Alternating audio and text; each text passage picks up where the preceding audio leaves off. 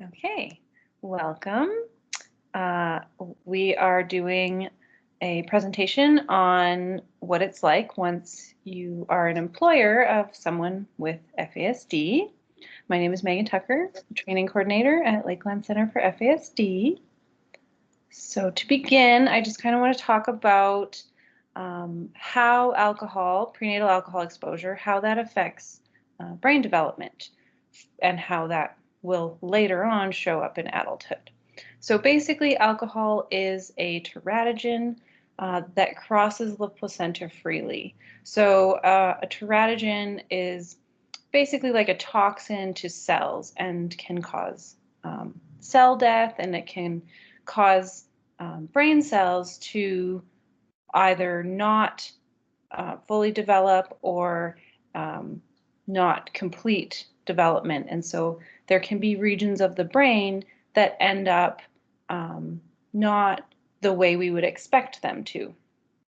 But the way alcohol exposure works also is that if there is no alcohol exposure at certain times, right? So if someone were to consume alcohol on a weekend and then during the week not consume any alcohol, then what would happen is during the week we would have normal brain development, but on the weekend there would be an interruption of brain development.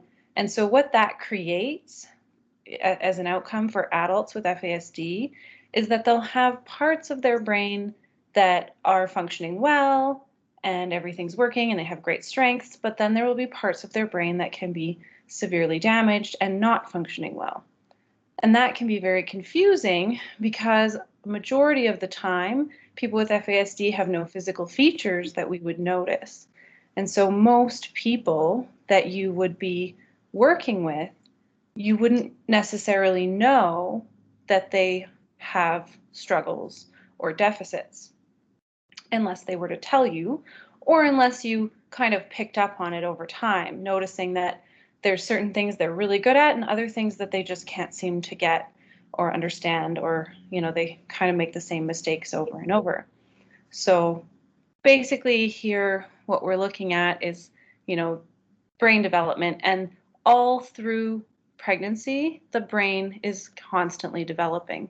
And so this is also what creates very different brain differences for all people with FASD. So everyone you meet with FASD will have different effects to their brain, and so they'll have different struggles in different areas of their life.